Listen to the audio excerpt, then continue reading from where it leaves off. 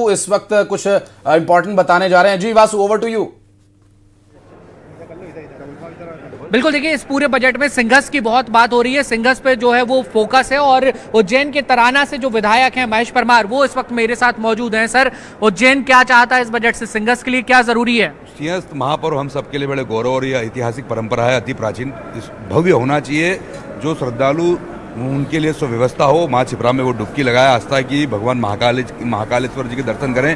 और देवभूमि उज्जैन तो हमारे चिंतामण गणेश जी से लेकर माता हरसिद्धि से लेकर गढ़ कालिका से लेकर मंगलनाथ तक, हर क्षेत्र काल भैरव जी तक, पूरे और आसपास के जो हमारे उज्जैन के पंचकोसी पड़ाव हैं, सब जगह जाएं।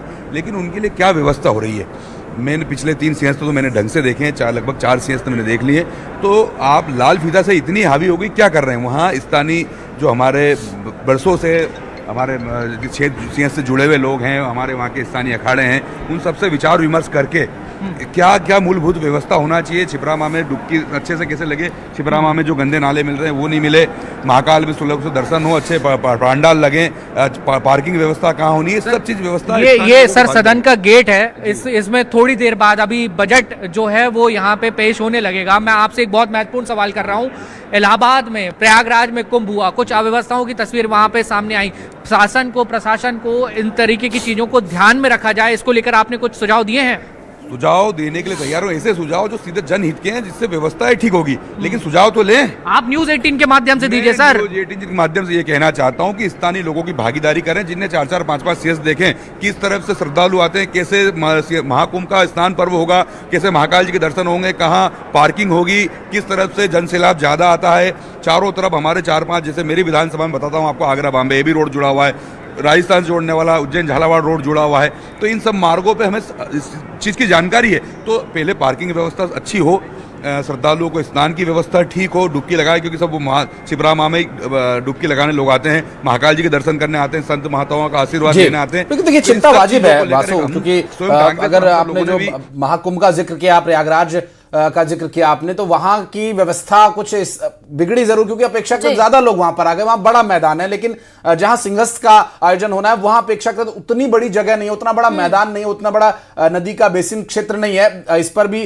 जरूर सरकार विचार विमर्श करेगी और ऐसे जो सुझाव आते हैं वो सरकार के लिए सकारात्मक रहते हैं। इंदौर चलेंगे, हमारे साथ हमारे सहयोगी मिथिलेश मौजूद हैं। मिथिलेश, स्टूडेंट्स और उस पर भी महिला जो स्टूडेंट हैं या जो महिला छात्राएं हैं, उनकी पढ़ाई और फिर उनको आगे भविष्य में अपने, चाहे वो करियर मेकिंग हो या फिर वो होम मेकिंग में किसी भी तरफ जाती हैं, तो एक चुनौती अलग से उनके पास रहती है। परिवार की जिम्मेदारी, रोजगार या फिर करियर मेकिंग, वो सब चुनौतियां एक पूरा करने के लिए लोन एक बहुत बड़ा फैक्टर साबित होता है। लोन कम होने की कितने लोग उम्मीद जता रहे हैं? क्या उन्हें लोन से उम्मीद है कि लोन मिलेगा तो अच्छी शिक्षा होगी, या शिक्षा के क्षेत्र में इन्वेस्टमेंट होगा और खर्च करेगी सरकार तो बेहतर होगा? क्या सोचते हैं आधी आबादी के लोग? जी बिल्कुल बिल्कुल बिल्कुल बिल्कुल बिल्कुल हम लोन की बात कर रहे थे बहुत देर से भी। यहाँ आप लोग खड़ी थी, आप चर्चा कर रहे थे कि आपको फॉरेन स्टडीज़ के लिए या आपको एजुकेशन लोन या आपको कुछ एजुकेशन भी स्टार्टअप शुरू करना, इस पर लेकर आपका क्या? जो लोन टेकिंग प्रोसीजर है, एजुकेशनल लोन टेकिंग प्रोसीजर, उसको थोड़ा लिबरल कर देना चाहिए, जाके जो लोग ज़्यादा एजुकेटेड नहीं है, जिसकी फैमिली वाले ज़्यादा एजुकेटेड नहीं है, उसको वो प्रोसेस समझ में आए और वो अपनी फैमिली से एटलीस्ट डिस्कस कर सके, हाँ हमें लोन चाहिए, हमें पढ़ना है आगे, तो वो फैमिली वाले भी उसको अंडरस्टैंड कर पाएँ, ताकि और लोन आसानी से मिल जाए। क्योंकि वो आजकल जो रूरल एरिया वाले लोग हैं वो इतने डेवलप नहीं है, डेवलप्ड माइंड नहीं है, इतने एजुकेटेड नहीं है, इसलिए वो उन लोगों को लोन प्रोसीजर थोड़ा लिबरल कर देना चाहिए। आपके मन में क्या चल रहा है बजट को लेकर, आप क्या चाहते हैं? बजट मुझे तो चाहिए कि वुमेन जो है उनकी स्किल डेवलपमेंट पे ज़्यादा फोकस किया जाए। Indian womens are so skilled, तो उन्हें मोर प्लेटफॉर्म्स प्रोवाइड किए जाए कि वो लोग अपना स्किल शो करें, अपना रिप्रेजेंटेशन दें और एंटरप्रेन्योरशिप को और आगे बढ़ाएं। इस पर लगता है कि आपको कि इस बार ये सब कुछ बजट में मिलेगा, उम्मीदें हैं आपको? करना तो चाहिए, खैर अब। अच्छा, एजुकेशन लोन को भी लेकर बात की जाती है हमेशा कि हमें फॉरेन स्टडीज में जाना हो तो बड़ी आसानी से हमें पैसा मिलना चाहिए, वो स्कॉलरशिप मिलना चाहिए। इस पर यूथ क्या सोचता है, आप लोगों को क्या रहता है? हमारा तो बिल्कुल, देखिए छात्राओं को कई उम्मीदें हैं, क्योंकि खास तौर पर छात्राएं अपनी शिक्षा को लेकर चिंतित हैं और कितना खरा इन उम्मीदों पर बजट उतरेगा ये देखना होगा। उपदेश अवस्थी जी हमारे साथ बने हुए, इस पर जी भी हमारे साथ बने। उपदेश जी, कुछ कहना चाह रहे हैं? देखिए, अपन मतलब अभी जो जिन लोगों से बात हो रही है, कितना अच्छा कंक्लूजन निकल के आ रहा है। हमारी जो कन्याएं हैं, हमारी जो बेटियां हैं, उनकी सबसे बड़ी डिमांड क्या है? वो अपने पैरों पर खड़ा होना चाहती हैं और उसके लिए सरल रास्ते चाहती हैं। मतलब स्कॉलरशिप के विषय पर कोई ज्यादा लाउड वर्ड्स आए ही नहीं। स्कॉलरशिप मत दो, कोई बात नहीं, हम स्ट्रगल कर लेंगे।